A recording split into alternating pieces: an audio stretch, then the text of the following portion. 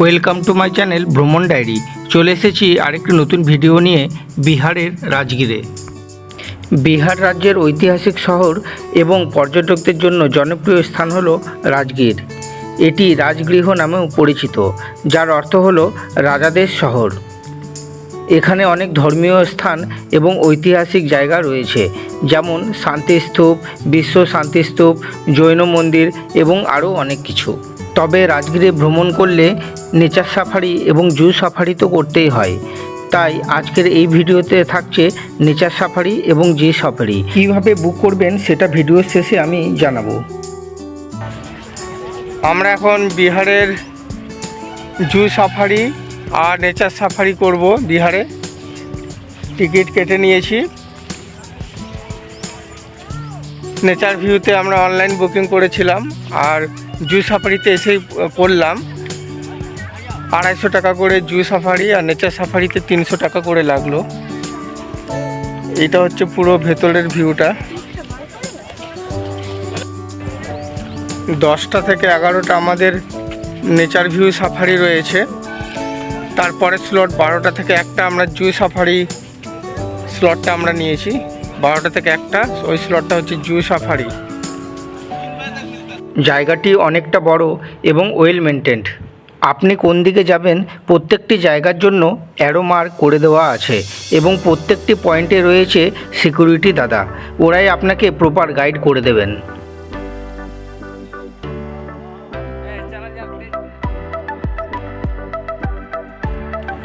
Ticket কেটে আপনাকে ভেতরে প্রবেশ করতে হবে। কিছুক্ষণ হাঁটতে হবে এবং হাঁটার পরেই একদিকে নেচার সাফারি এবং একদিকে জু সাফারি। নেচার সাফারি স্লটটা আগে ছিল বলে আগে আমরা নেচার সাফারি দেখব। প্রথমেই আমাদের নিয়ে যাওয়া হবে গ্লাস ব্রিজে এবং বাসে করে আমরা যাব। এখানে টিকিট দেখিয়ে বাসের দিকে আমাদের রওনা দিতে হবে।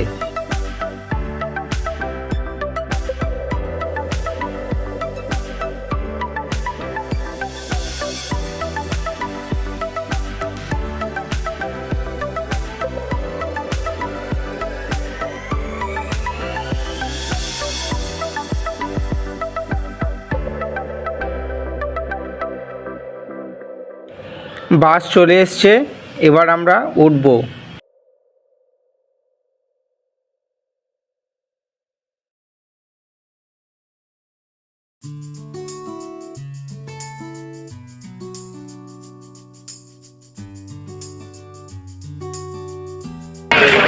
আমাদের বাস চলে এসছে, এখন আমরা উঠছি।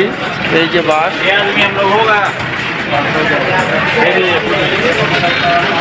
নেচার সাফারিতে গ্লাস ব্রিজের উদ্দেশ্যে আমরা যাচ্ছি। এরকম বেশ সুন্দর সিনারি দেখে দেখে আমরা চললাম গ্লাস ব্রিজের উদ্দেশ্যে। আমাদেরকে গ্লাস ব্রিজের সামনে একটি পয়েন্টে ড্রপ করা হবে এবং সেখান থেকে খানিকটা হাঁটলেই আমরা পৌঁছে যাব গ্লাস ব্রিজের গেটের সামনে। আবার দেখা হয়ে গেলে আমাদের এই পয়েন্টেই ফিরে আসতে হবে। বাস এখানেই দাঁড়িয়ে থাকবে। গ্লাস ব্রিজ ভিজিট করার পর এখানে একটি সাসপেনশন ব্রিজও রয়েছে। ওটি দেখার পর আমাদেরকে আবার এই পয়েন্টেই আসতে হবে। আমরা এবার নামবো, চলে এসেছি সেই পয়েন্টে। এখান থেকে খানিকটা আমাদের হাঁটতে হবে। আজ প্রচণ্ড ভিড়, লাইনটা একবার দেখুন।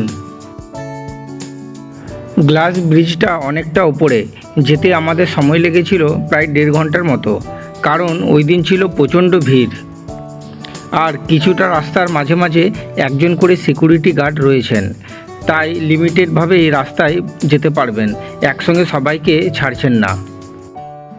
তাই এই গ্লাস ব্রিজ দেখতে আসলে অবশ্যই একটি জলের বোতল এবং কিছু শুকনো খাবার নিয়ে আসবেন। এখানে একটা কথা বলে রাখি, গ্লাস ব্রিজ দেখা হয়ে যাওয়ার পর যখন আপনি নিচে নামবেন, সেই নিচের পয়েন্টে কিছু অটো দাঁড়িয়ে থাকে। 200 টাকা করে ভাড়া নেয় এবং তারা পৌঁছে দেয় 2 থেকে 3 কিলোমিটার দূরে একটি ক্যাম্প বা অ্যাক্টিভিটি এরিয়া। সেখানে অনেক কিছু দেখার আছে, যেমন butterfly garden, medicinal garden, cactus garden, tree house, bamboo house এবং অনেক কিছু অ্যাক্টিভিটিও করতে পারবেন, যেমন zip line, rifle shooting, archery, wall climbing, cycle zip line, তাই আমি একটা কথা বলবো, নেচার সাফারির যে টিকিটটি করবেন তার 3-4 ঘন্টা পরের স্লটটি অবশ্যই জু সাফারির জন্য নেবেন, তবে গিয়ে এইসব অ্যাক্টিভিটি আপনি করতে পারবেন। এবার আমরা প্রায় পৌঁছে গেছি গ্লাস ব্রিজের সামনে। দূর থেকে দেখা যাচ্ছে গ্লাস ব্রিজটি, পুরো হ্যাঙ্গিং, দেখুন কি সুন্দর লাগছে। এবারে টিকিটের চেকিং হবে, তারপর আমরা উপরে যাব। আমি অনেক জায়গায় গ্লাস ব্রিজের উপরে চড়েছি, তবে রাজগীরের এই গ্লাস ব্রিজটি অনেকটাই হ্যাঙ্গিং, তাই উপরে যখন চড়বেন একটু ভাইব্রেট হয়, খানিকটা তো ভয় লাগে। আর একসঙ্গে অনেকজনকে এর উপরে দাঁড়িয়ে থাকতে দেওয়া হয় না, এক একজনকে ম্যাক্সিমাম 3 মিনিট পর্যন্ত থাকতে দেওয়া হয়। গ্লাস ব্রিজটা কিন্তু অনেকটা হাইটে, আর এখান থেকে দুর্দান্ত ভিউ দেখা যায়।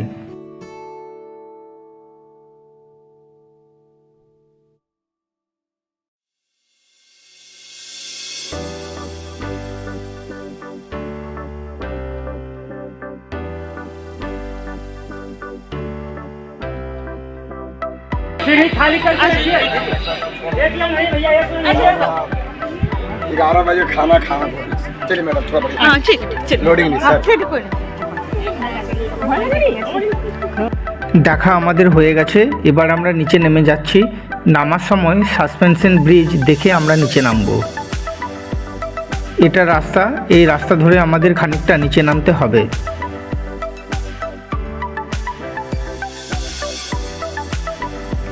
রুষা এখন এই ব্রিজের উপর দিয়ে এখন হাঁটছে। এই ব্রিজের উপর দিয়ে যাওয়ার সময় কিন্তু ব্রিজটা খানিকটা নড়ে, তাই ভয় পাওয়ার কিছু নেই, বেশ মজাও লাগে। এবার আমরা নিচে নেমে বাস ধরে সোজা চলে যাব জু সাফারির জন্য।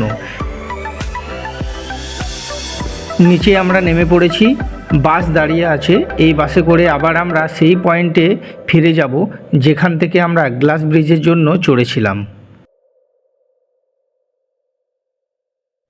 বাস থেকে আমরা নেমে পড়েছি, এবার আমরা জু সাফারি করব। বাসে করে আমাদের নিয়ে যাওয়া হবে।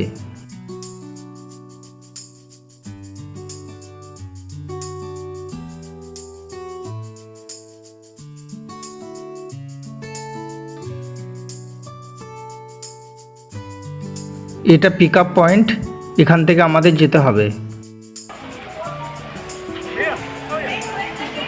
पिक अप पॉइंट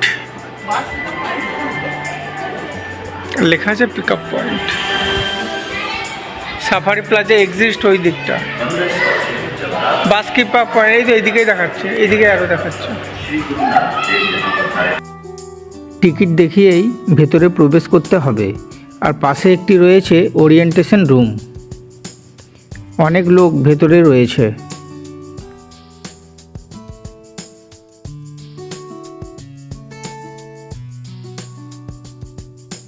আমরা বাসে চেপে পড়েছি, এখন জু সাফারির জন্য যাচ্ছি।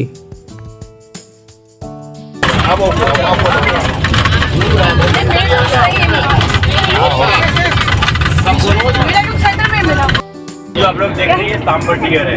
ओ सांबर डियर। सांबर डियर। नीचे से ये सांबर डियर। हाँ दिखा। बढ़िया। हाँ क्या है? वो भी डियर नहीं होगा सांबर डियर।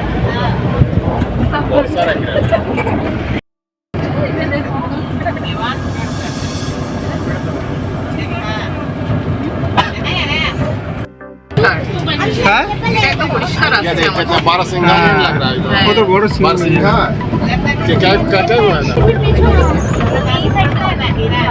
বাপরে, ये अभी एक और भी गया। हाँ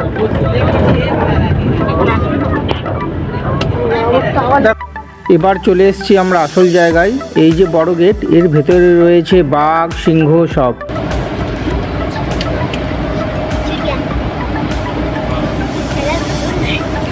গেটটা লোহার এবং অনেকটা উঁচু, তাই খুলতে এবং বন্ধ করতে কিছুটা সময় লাগে।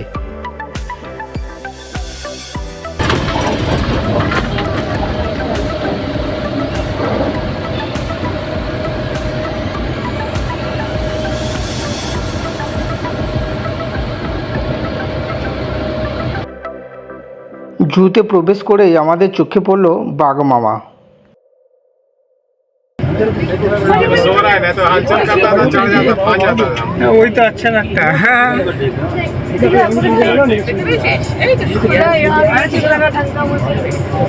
जाओ जाओ। তারপর সিংহ দেখেছিস?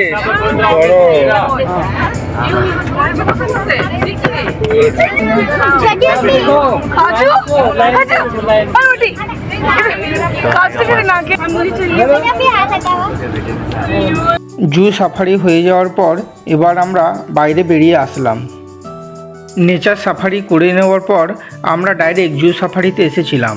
মিডিলে অ্যাক্টিভিটি পার্কে যাইনি, কারণ আমাদের দুটো সাফারির মধ্যে গ্যাপ ছিল মাত্র 1 ঘন্টা। এখানে একটি মিউজিয়ামও রয়েছে, যেখানে আপনি এই সমস্ত কিছু দেখতে পাবেন। এর জন্য কোনো আলাদা টিকিট করতে হবে না, নেচার সাফারির টিকিটের সঙ্গেই এগুলো আপনি দেখে নিতে পারবেন।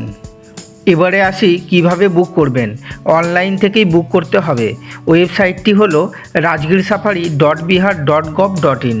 নেচার সাফারির জন্য জনপ্রতি 300 টাকা এবং জু সাফারির জন্য জনপ্রতি 250 টাকা করে লাগে। বুক করতে হবে 3 দিন আগে। নেচার সাফারির টিকিট অবশ্যই অনলাইনে বুক করবেন, আর জু সাফারি না পেলেও অফলাইনে করে নিতে পারবেন। আমরা তাই করেছিলাম, তবে অবশ্যই সেটা সিজনের ওপর ডিপেন্ড করে। আজকে এখানেই শেষ করছি। ভিডিওটি যদি ভালো লেগে থাকে লাইক, কমেন্ট এবং শেয়ার করবেন, আর চ্যানেলটিকে সাবস্ক্রাইব করে পাশে থাকবেন। দেখা হবে আমার পরবর্তী ভিডিওতে। এখনকার মতো চলি।